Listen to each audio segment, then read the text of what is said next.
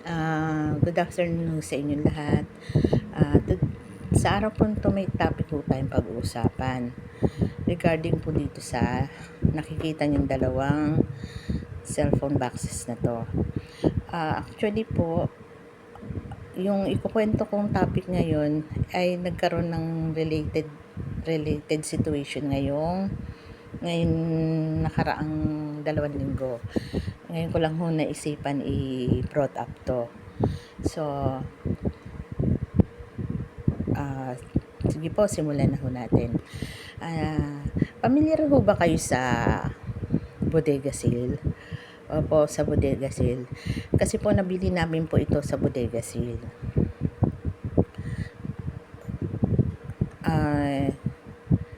Nag-request ko kasi yung anak ko na ibili namin siya ng cellphone. So, sabi ko, okay lang anak, pero i-ano mo muna sa papa mo. So, since na umokay din yung papa niya, kaya nag-go na kaming bumili. Kaya lang ho, bago ko bumili, tinanong ko muna yung anak ko kung anong klaseng cellphone ang gusto niya. Gusto niya ba yung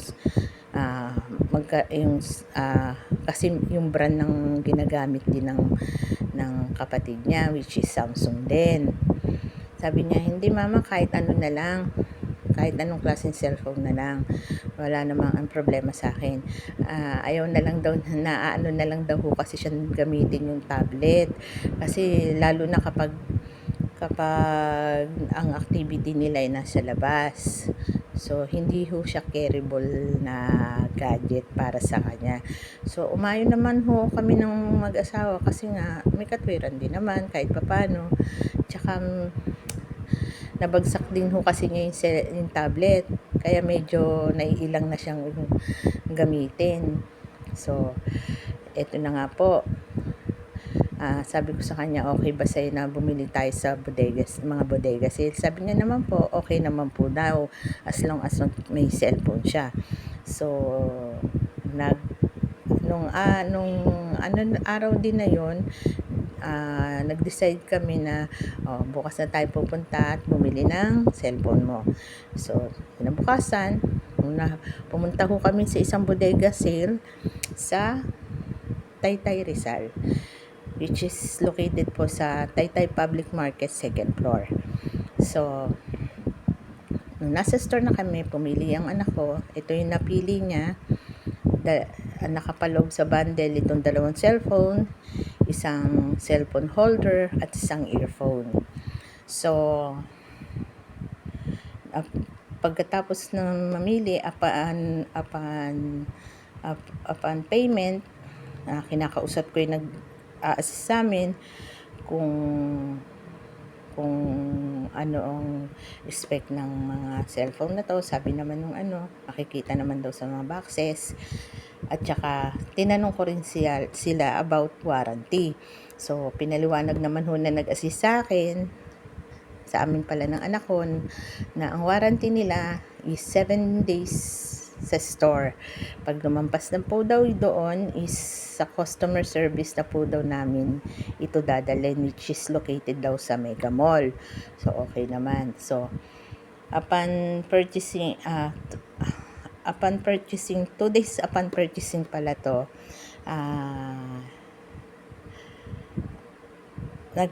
ito po, after 2 days upon purchasing, ito pinagamit ko po to sa asawa ko. Ito yung ginagamit ng anak ko. Ito po, pagkabili ho nito, ginamit na ng anak ko. So, tinanong ko yung anak ko kung ano experience niya after 2 days upon purchasing nga.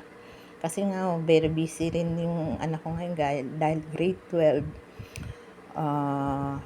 Hindi ko naman siya makausap regarding sa cellphone kung anong mga problema ng cellphone. Para just in case kasi 'di ba 7 days warranty lang.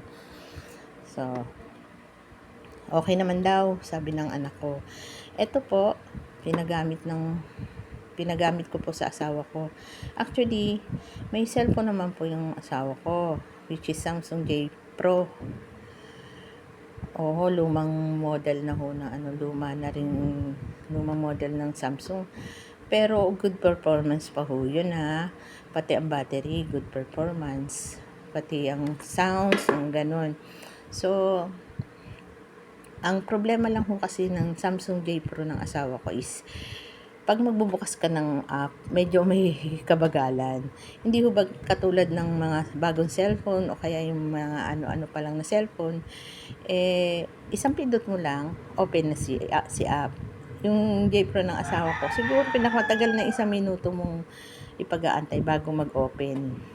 Kaya minsan lumalampas pa ng 1 minuto. So, di ba may kabagalan na. Pero, pag nanonood ka ng YouTube, okay pa ho. Maano naman, hindi ho naghahang.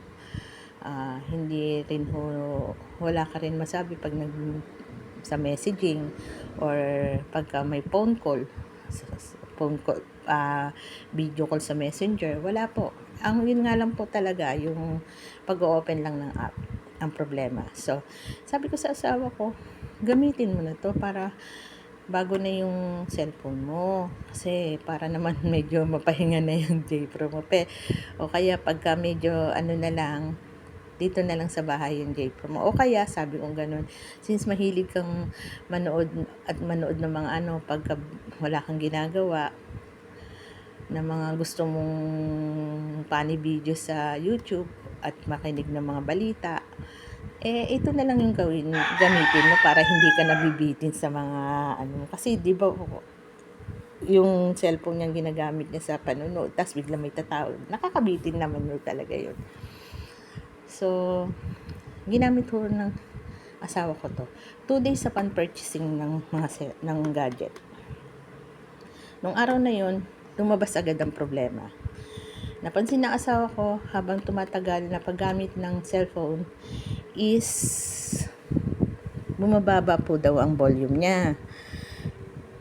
So, sa loob daw siguro po mga 30 to 45 minutes niya na daw nagagamit to. Napunan niyang humina yung volume. Which is sinawalang bahala niya muna kasi akala niya lang na napindot niya o ano man yun. After an hour, pinatay niya na ho, nung paggamit niya, pinatay niya na ho, kasi nga ho, maghahatid pa siya ng mga tao. Kasi dumadating na yung mga tao para ilipat niya sa ibang site So, nagamit niya lang daw uli itong unit na to,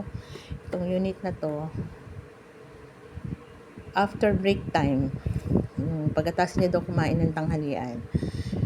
Nagkataon naman ho nung araw na yon, hindi siya busy. Kumbaga, ang ibig ko bang sabihin na hindi busy, kasi ang ng asawa ko,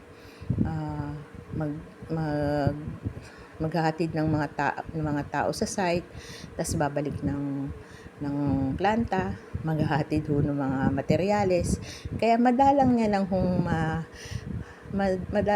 ho siyang makapokus sa cellphone na panonood o pakikinig.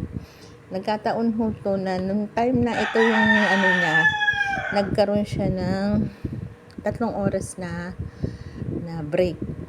Kasi patapos na rin ho kasi yung sa site na pinuntahan nila. Iintayin na lang talaga niya yung mga tao matapos. Hindi na aabutin daw ng kalahating araw. Mga oras na nga lang daw ang pag-aantay para ma-pick up niya uli. So, doon niya ho napatunayan yung volume talagang bumababa. Na habang tumatagal niyang ginagamit daw si volume, pahina na halos hindi niya na daw maintindihan yung mga sinasabi nung mga pinapanood niya, mga karakter sa pinapanood niya. So, pagkatapos ho nun, pag uwi niya ng kinagabihan, sinabi niya ho sa akin yung problema. Sabi niya, may problema yung cellphone. Actually nga pala po, kalimutan ko po yun sa battery. Sabi niya rin napuna din daw niya yung battery, hindi ganun katagal ang kasi 92% niya nagamit ng umaga, tas pag uwi niya ng bahay nasa 30% na lang. hindi naman niya ho magagamit yung cellphone pag pauwi siya dahil nagbabike ho yun. So, 30%. Hindi nga daw aabot ng isang araw yung battery life. So, sabi niya gano'n sa akin, pag uwi niya, may problema si cellphone. Yung volume niya, habang tumatagal na ginagamit ko, nagdi-decrease hanggat wala, hindi ko na maintindihan yung pag-uusap ng mga pinapanood ko.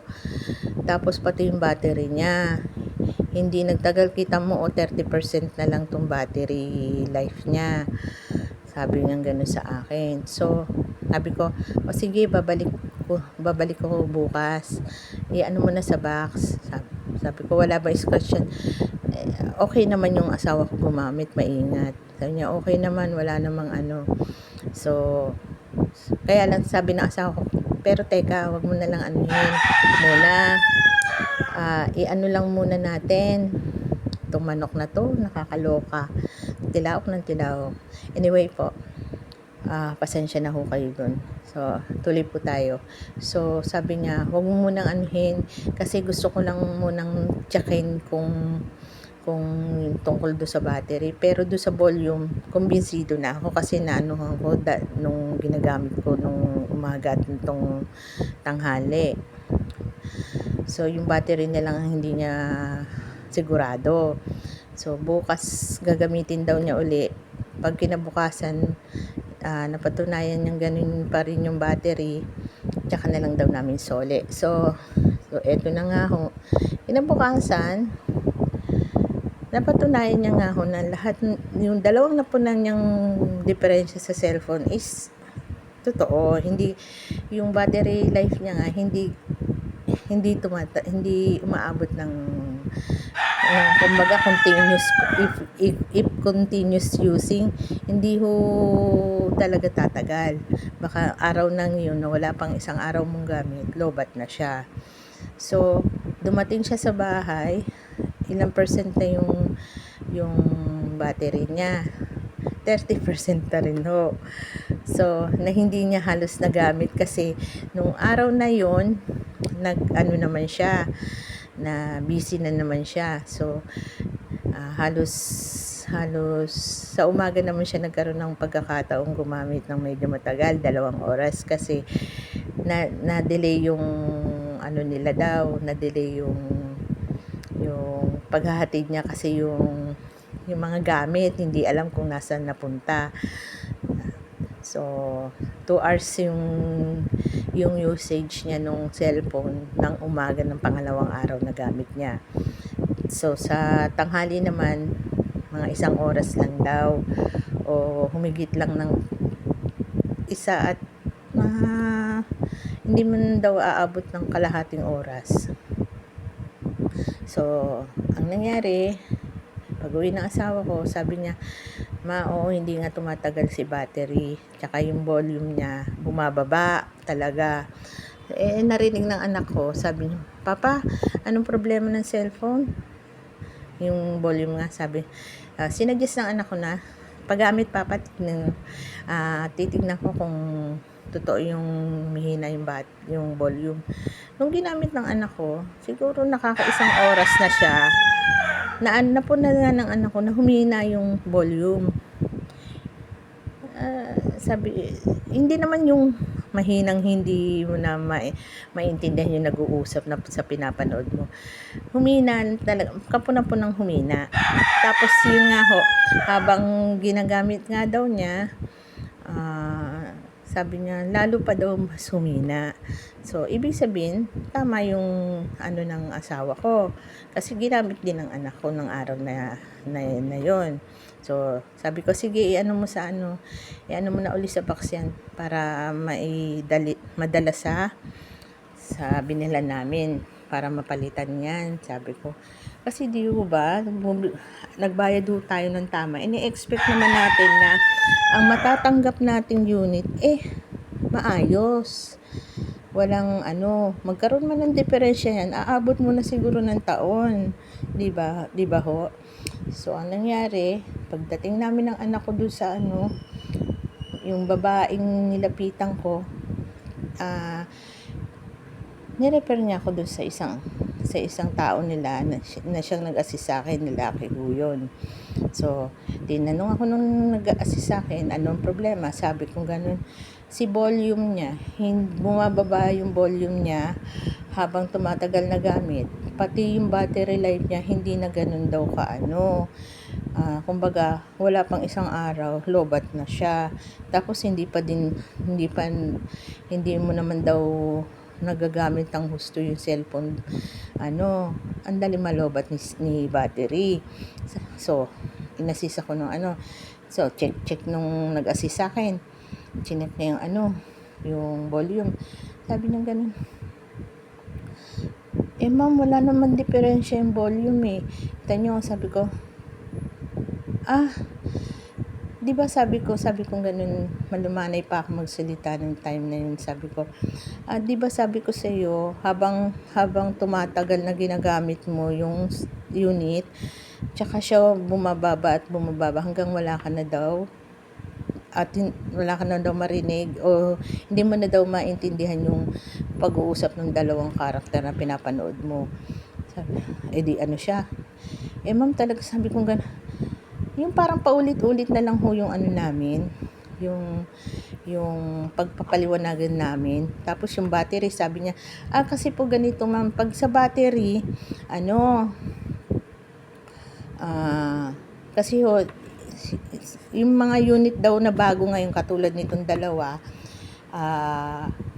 madali daw talagang ng konsumo ng battery. Kasi, kung gumamit daw tayo sa mga old models ng cellphone, kahit may isa tayong ginagamit na app at may mga naka-standby dyan na app, hindi daw kumukonsumo ng battery yun. Unlike daw dito sa mga bagong cellphone, na kapag may naka-standby na app, tapos may isa tayong ginagamit, kumukonsumo din daw ng battery yung mga naka-standby na app. Sabi ko, ganon? Sabi ko, kung ganon, bakit itong cellphone na to hindi madaling malobat? Sabi ko ganon sa asawa ko, sabi ko doon sa nag-assist sa akin is, itong ginagamit ng anak ko, ba't hindi madaling malobat? Actually, pag nagagamit ka ako ng anak ko yung cellphone na to ng gusto, kinabukasan pa ng gabi yan na lolobat, tsaka nang na-charge kasi nagmo-mobile legend yung anak ko pag after niya mag-aral. Tas pumapasok pa yung anak ko, magmo-mobile legend lang yan. Wala namang isang oras kung mag-mobile legend sa cellphone. Sabi ko, kinabukasan pa niya na-charge yan ng gabi. Sabi ko ganun. O kaya mga after ng classes niya sa hapon. Sabi ko ganun sa nag-a-assist sa akin. Unlike dito, sabi ko, isang araw pa lang nagagamit, lobat na. Kasi charge mo na ng pag-uwi ng asawa ko. Kasi ilang percent lang natitira.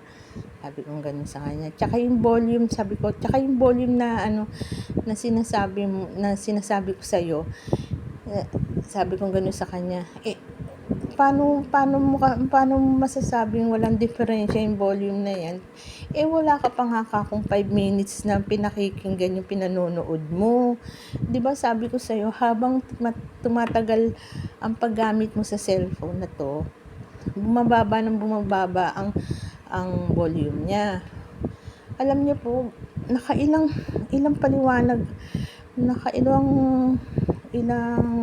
paliwanag ako na gano'n na para na kami yung sirang plaka nung nag-a-assist sa akin na iisa lang naman ang umaano sa isip ko, ayaw nilang palitan to. Tapos itong girl na una ko nilapitan, bat-in siya ng bat-in. Sabat siya ng sabat habang nagpapaliwanag tong si nag-a-assist sa akin. Lagi niya sinasabi na, anuhin mo yan kasi NTC approve yan. Laging ganun din ang dialogue niya. NTC approved, dapat daw wala nang problema yan dahil NTC approved daw yun.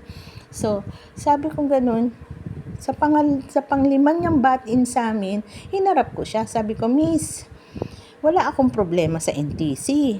Kasi kung may problema ako sa NTC, hindi kayo ang pupuntahan ko. Hindi naman ako bumili ng cellphone sa NTC. Sa inyo ako bumili. Since sa inyo ako bumili at may problema si cellphone, sa inyo ko dapat ilapit to. Nanahimik siya doon, which is, ano bang ano mo? Pero naisip-isip ko, kaya siguro siya ganun dahil maraming bumibili. Tapos may naririnig yung mga bumibili, yung naririnig na may nagrereklamo sa produktong binibenta nila. Hindi ba naiisip nung babaeng yun na sa ginagawa niya, lalo niyang pinapapangit yung ano nila sa customer.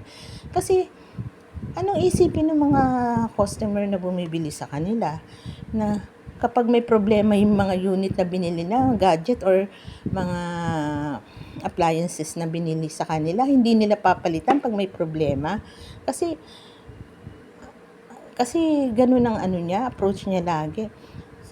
Tapos, binanatan ba naman ho ako ng salita na, tsaka mura lang naman yan Pagalit pa siya. Mura lang naman yan. 2,500 lang naman yan. Sabi ko, sa isip-isip ko, nung time na 2,500 at mura lang pala. So, bakit hindi niya mapalitan? Hindi ko lang nasabi yun kasi bigla niya akong tinalikuran. Kasi baka masopla ko nga na naman siya dahil nasopla ko kasi siya nung sinabi ko kung sa NTC ako may problema, hindi ako sa kanila pupunta Kasi ang dami nanonood sa amin bumibili sa kanila. So, para wala na lang kaming pagtatalunan, kinausap ko yung nag-assist sa akin. Sige, sabi kong ganun. Iuuwi ko ngayon yan, pero magkaintindihan tayo. Sabi ko, ibabalik ko pa uwi yan, gagamitin ko ngayon, ibibideo ko ang paggamit. Pag lumabas doon sa video na yung mga nirereklamo ko sa inyo totoo, papalitan nyo si unit. Nung alanganin pa sumagot yung ang tagal pa sumagot nung nag-assist sa akin bago siya pumayag. Kasi siguro nakita niyang maraming nanonood sa amin. Tsaka lang siya sige po ma'am. Ang tagal niya pang nagsabi ng ganun. So, nung pag-uwi ko, dumating asawa ko, tinanong ako tungkol sa cellphone, kung napalitan ko na. Sabi ko, hindi. Kasi, kinuwento ko sa kanya yung mga nangyari nung binabalik namin cellphone. Sabi niya, wag mo na ibalik, makakakita ka lang ng kaaway. Sabi ko, bakit hindi ko babalik? Ibibideo ko nga habang para at least may pruweba tayo na na totoo yung reklamo natin sa unit na yan. Sabi niya, wag na, pagtiyagaan na lang yan. Kasi ayoko lang na mapaaway ka. Kasi yun nga, naikwento ko nga yung dun tungkol sa babae, nabuwisit ako. Tapos sa harapin ko sana nung sinabi niyang 2.5 lang pala Tapos bigla akong sabay talikod sa akin. Tapos yun nga hindi ko na rin binalik kasi nga ayaw na rin ng asawa ko. Anuhin na lang daw. Pero biro nyo sasabihin. Tsaka ngayon ko lang din naisip na mahal pala ang pagkakabili namin sa kanila. Kasi ito pong cellphone na ganito, meron din ng cellphone ng kapatid kong ganito. Nabili ng kapatid ko sa SM Mall pa. Nabili niya to is 3,300 yung ganitong cellphone niya sa SM Mall. Diyan sa Angono. 3,300.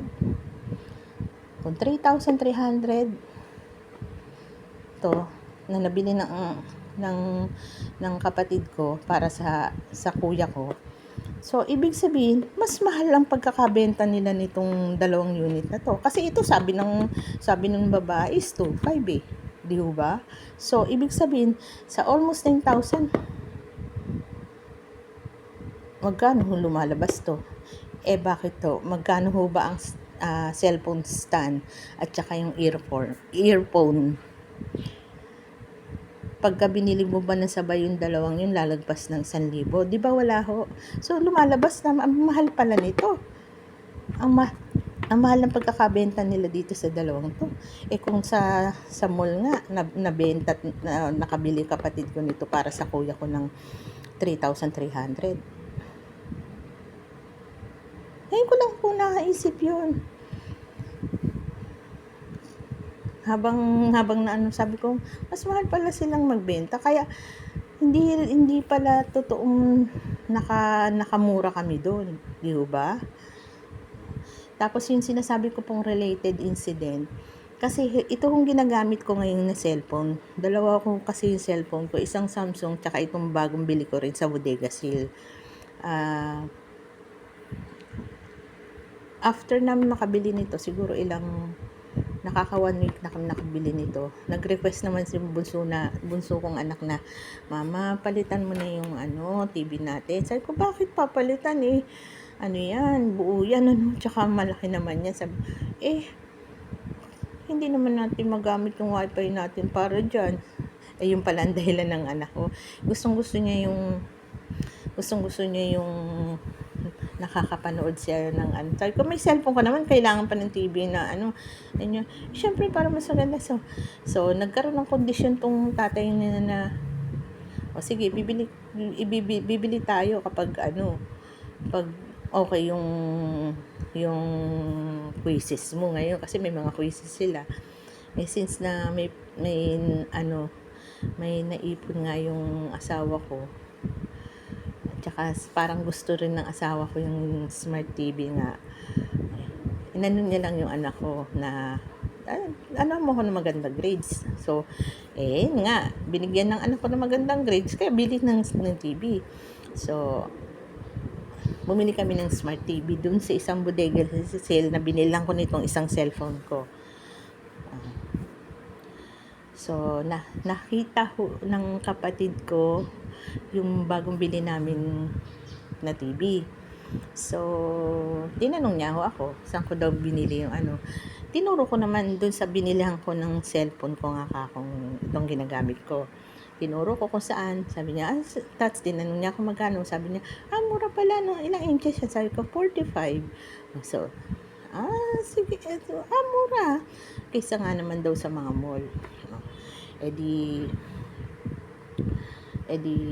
bumili rin ho yung kapatid ko after 2 weeks niyang nagtanong. Bumili siya. Tapos, yung TV nabili nila, may problema rin. So, ang problema, parang sabi niya yung screen, habang nanonood sila, hindi ko maintindihan kung tawag ba doon, static. Yung basta daw umaano yung pinapanood mo. Tapos may gumuguhit daw na habang tumatagal na panonood nila. Na parang ganito, na habang tumatagal, bumababa si volume. So, sabi ko gano'n, hindi ibalik mo. Nung binalik nga nila kinabukasan, sabi ko, nung nakausap ko uli, nabalik ba, napalitan sa'yo, pinalitan. Ano nangyari? Sinabi ko yung problema ng TV, chinik nila. Sabi ko ganun, buti, di ba ako matagal kamong lumabas yun, baga habang tumatagal sa'yo. Sabi naman nila, kahit na matagal na kumbaga kahit matagal tayo magantay, basta mapatunayan lang daw na nasira nga si unit. Napatunayan ng store na may problema nga si TV. So sana kung ganun hinandle nung binilan namin to nitong cellphone na to, ganun lang pag-handle nila sa customer nila, di wala sana nagtatalo, walang maiinis sa kanila. Totoo lang po, nainis talaga ako. Di ba, mas maganda yung isang bodega sale na binilihan ko nitong cellphone ko tsaka ng TV namin, kaysa sa bodega sale na binili namin ito. Parang pag sira pag may problema yung mga unit namin, wag niyong ibabalik, parang ganun. Yun lang yung na isip ko. Kayo po ba, pag sa inyo nangyari yun, hindi niyo ba irereklamo? Siyempre ho, 'di ba, nagbayad tayo ng tama, dapat ho na matanggap natin yung item ng tama, na walang problema. Kung may lumabas man problema, siguro matagal nang nasa atin, hindi yung may problema agad isang araw pa lang nagagamit, 'di ho ba? Kayo po, tingin niyo po ba tama ang ano ko, ang ginawa ko? At saka sana po maging aral po din sana sa atin 'to, na kapag bumili ho kayo sa mga bodega sale, na be sure ho na yung bodega sale na bibilhan natin, na accommodating. Yung pag may problema tayong nilahad sa item natin, at totoo naman yung problemang yun, legit naman, dapat yung store na yun matuto rin magpalit sa item na yun. Kasi pwede naman nila ibalik yan doon sa ininuhan nila. Pwede nila ibalik yan. Tsaka para hindi iwas abala, 'di ba? 'Di ba po? Tsaka para tayo mamimili, magkaroon tayo ng trust sa store na yun, na maganda tong store na binibilan natin, mura na, tsaka accommodating pa sa mga problemang na-encounter ng mga customer, di ba? Hindi yung katulad nung babaeng yun na sabihin na hindi pwedeng yan, may problema yan kasi approve yan ng NTC. Sabi ko, sa isip-isip ko nga nung time na yun, alam ba nitong babaeng tong trabaho ng NTC? Ang NTC, sa pagkakaano ko po, correct me if I'm wrong, ang NTC ho, parang yan, QC. Magpapadala lang ng ilang item ang company. Kunyari, ito po, magpapadala lang sila ng mga, sabihin natin, mga 20 pieces, 10 pieces. Pinakamarami ng item is 50 pieces na pabadala ng ganitong unit, to check kung ang item ba nito is walang problema. Gumagana si audio, gumagana maganda anong cellphone na yon. Diba yung pumasok sa lalamunan ko? So, yun nga ho, diba, parang QC.